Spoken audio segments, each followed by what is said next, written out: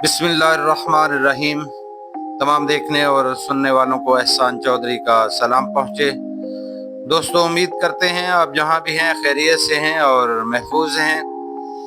आज आप लोगों के लिए खूबसूरत सी गज़ल, उम्मीद है आपको पसंद आएगी।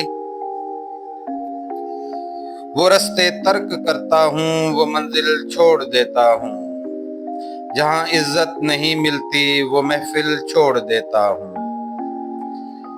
किनारों से अगर मेरी खुदी को ठेस पहुंचे तो भंवर में डूब जाता हूँ, वो साहिल छोड़ देता हूँ। मुझे मांगे हुए साए हमेशा धूप लगते हैं, मैं सूरज के गले पड़ता हूँ, बादल छोड़ देता हूँ। ताल्लुक यूं नहीं रखता, कभी रखा कभी छोड़ा, जिसे मैं छोड़ता हूँ फिर मसलसल छोड़ देता हूँ। वो रास्ते तर्क करता हूँ, वो मंजिल छोड़ देता हूँ।